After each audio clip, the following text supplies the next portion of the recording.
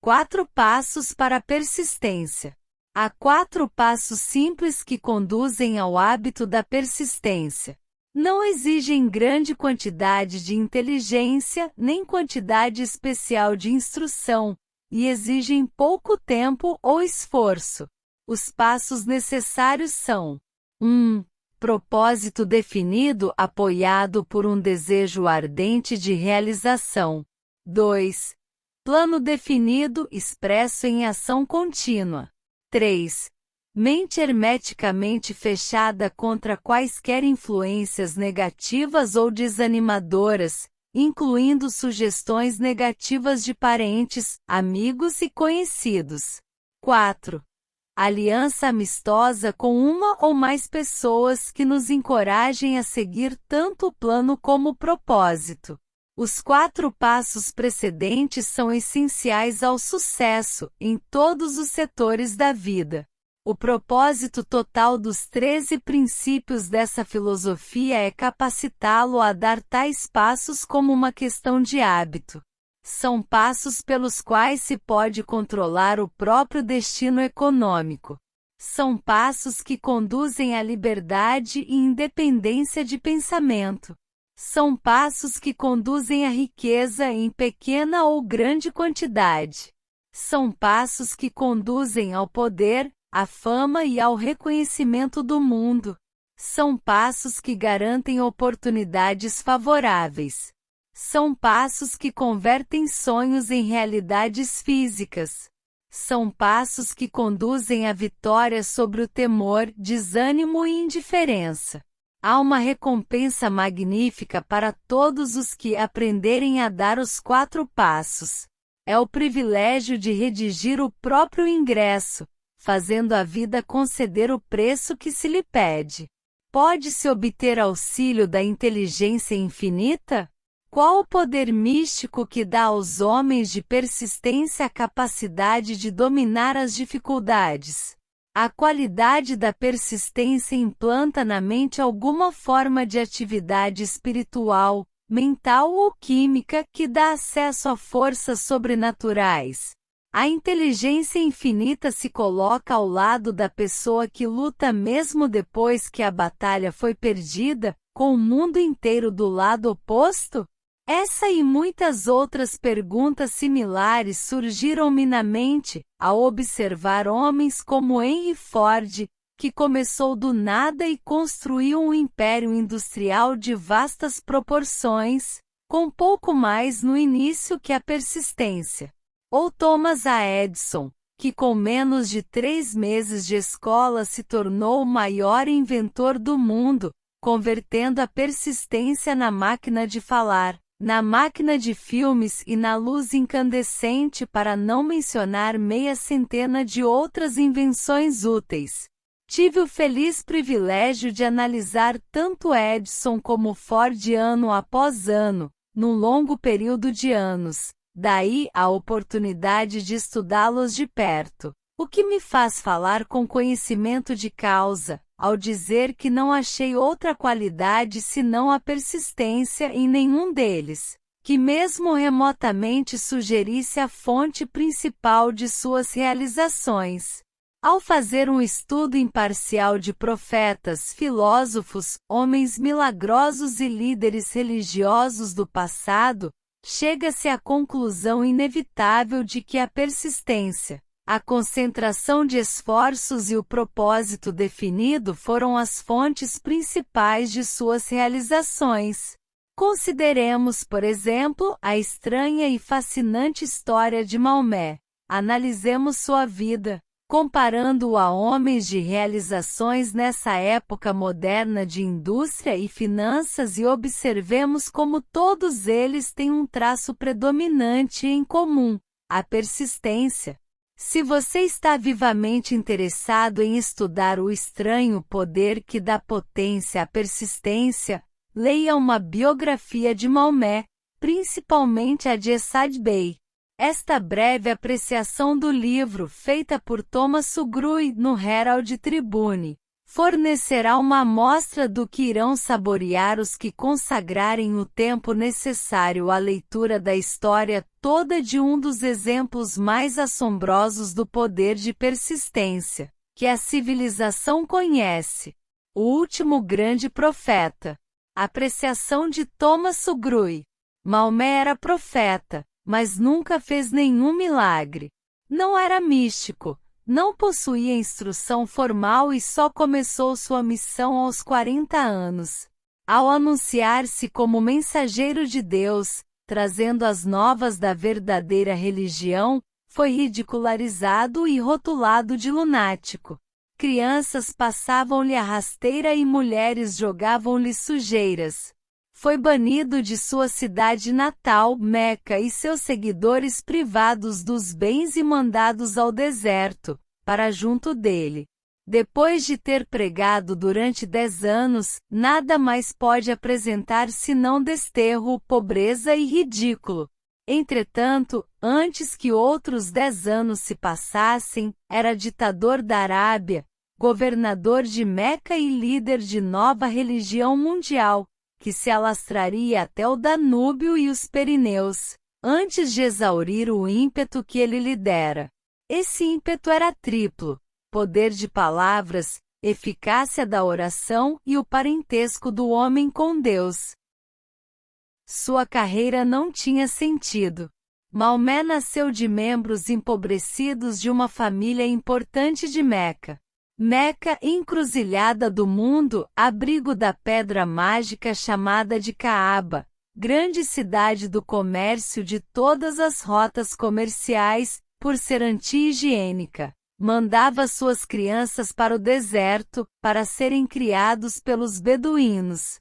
Maomé foi assim criado, sugando força e saúde do leite de mães nômades. Pastor de ovelhas, logo foi contratado por rica viúva, como líder de suas caravanas. Viajou por todo o mundo oriental, falou a muitos homens, de diversos credos, observando o declínio do cristianismo em seitas belicosas. Quando completou 28 anos, Khadija, a viúva, viu-o com bons olhos e se casou com ele. O pai dela teria objetado a tal casamento, por isso ela o embebedou e segurou-o enquanto ele dava a bênção paterna. Nos 12 anos seguintes, Maomé viveu como comerciante rico, respeitado e muito sagaz. Depois começou a vaguear pelo deserto, retornando um dia com o primeiro verso do Corão e disse a Khadija que o arcanjo Gabriel lhe aparecerá, dizendo que lhe cabia ser mensageiro de Deus. O Corão, a palavra revelada por Deus, era o que mais se assemelhava a um milagre na vida de Maomé.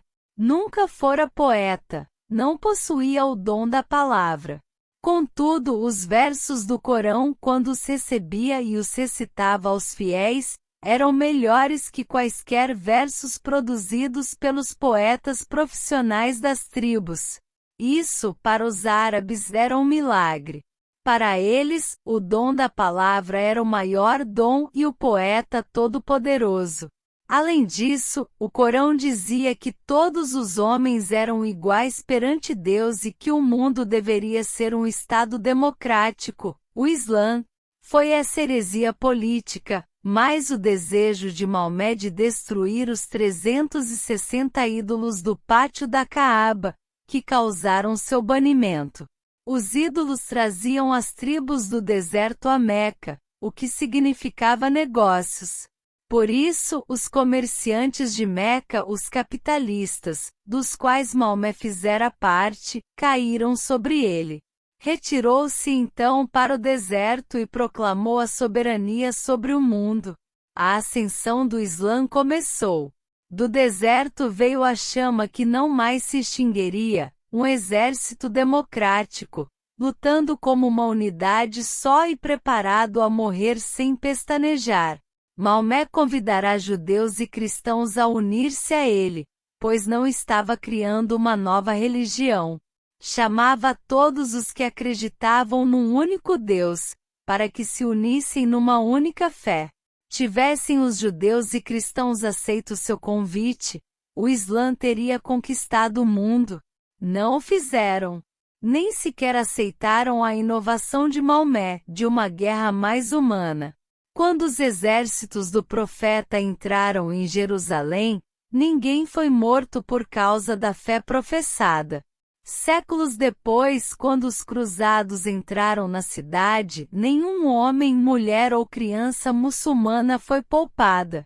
Os cristãos só aceitaram uma ideia muçulmana: o lugar de estudo, a universidade.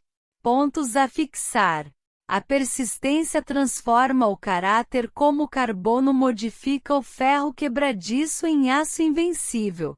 Com persistência você desenvolverá um quociente mágico de consciência de dinheiro, enquanto o subconsciente está em atividade constante para obter-lhe o dinheiro que deseja.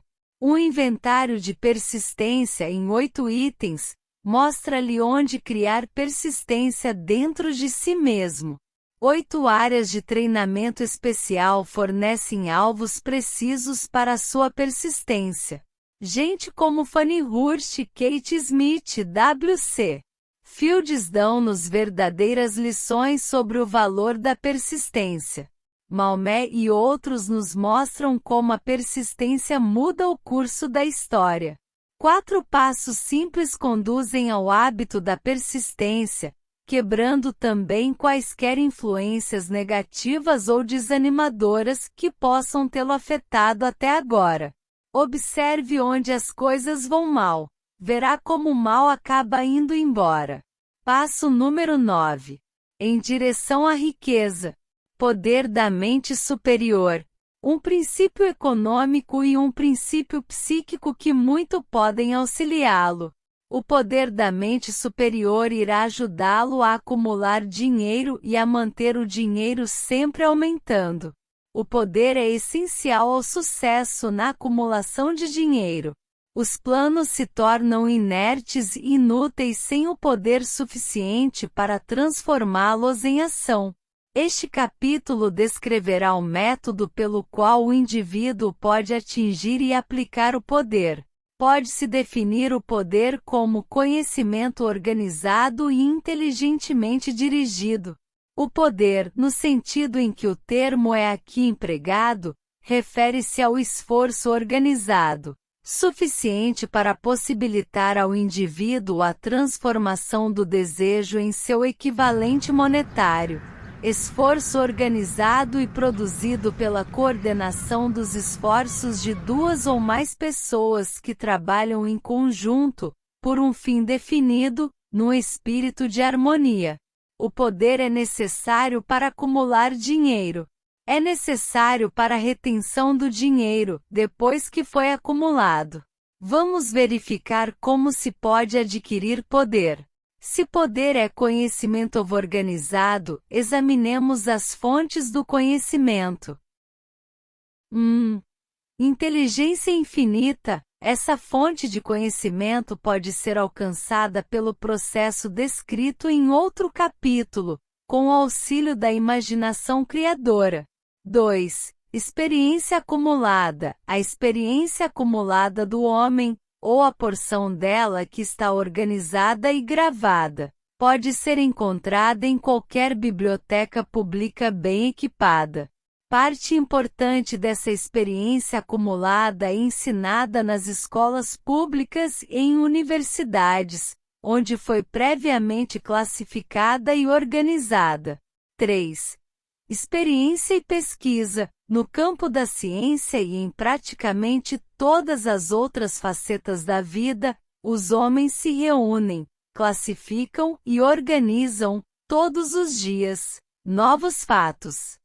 Essa é a fonte para a qual nos dirigimos, quando o conhecimento não pode ser obtido através da experiência acumulada. Aqui também, a imaginação criadora deve ser usada com frequência. O conhecimento pode ser adquirido de qualquer fonte anterior. Pode ser convertido em poder, organizando-o em planos definidos e exprimindo os planos em termos de ação. Um exame das 3 fontes mais importantes do conhecimento revelará, logo, as dificuldades que o indivíduo pode ter, se depender apenas de esforço próprio, no armazenar conhecimentos e expressando-os em planos definidos, em termos de ação. Se os planos forem execuíveis, se abrangerem atividade extensiva, você deverá normalmente induzir os outros a cooperar com ele, antes de poder injetar-lhes o elemento necessário de poder. O segredo do sucesso de Andrew Carnegie. A mente superior pode ser assim definida: coordenação de conhecimentos e esforços, no espírito de harmonia entre 2 ou mais pessoas, para alcançar um propósito definido. Nenhum indivíduo poderá ter grande poder sem ter consigo a mente superior. Em capítulo anterior foram dadas instruções para a criação de planos, com o propósito de traduzir o desejo em seu equivalente monetário. Se você seguir essas instruções com persistência e inteligência e usar de discernimento na seleção do grupo de mente superior, o objetivo terá sido alcançado pela metade, antes mesmo que você comece a reconhecê-lo. Para que você compreenda o potencial intangível de poder a seu alcance, através de um grupo da mente superior, escolhido com acerto, explicaremos aqui as 2 características do princípio da mente superior, uma delas de natureza econômica, a outra psíquica. A feição econômica é óbvia. Qualquer pessoa pode criar vantagens econômicas, desde que se cerque dos conselhos e da cooperação pessoal de um grupo de homens, prontos a emprestar-lhe auxílio, de todo o coração, no espírito de perfeita harmonia. Essa forma de aliança cooperativa tem sido a base de quase todas as grandes fortunas. Sua compreensão dessa grande verdade pode determinar definitivamente seu status financeiro. A fase psíquica do princípio da mente superior é bem mais difícil de entender. Talvez essa afirmação lhe forneça uma sugestão significativa. Nunca 2 mentes se reúnem sem que, por essa razão, se crie uma força invisível, intangível, semelhante a uma terceira. A mente humana é uma forma de energia, sendo uma parte dela espiritual por natureza. Quando 2 mentes se reúnem no espírito de harmonia, as unidades espirituais de cada uma formam uma afinidade, que constitui a fase psíquica da mente superior.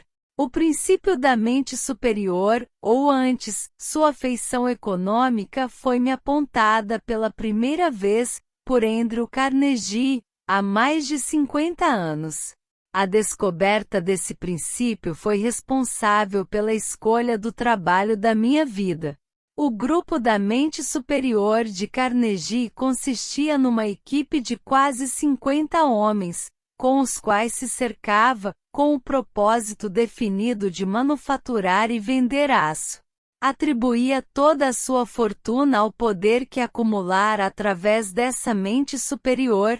Analise os resultados de qualquer pessoa que acumulou grande fortuna e de muitos dos que acumularam fortunas modestas, e verá que, consciente ou inconscientemente, empregaram o princípio da mente superior.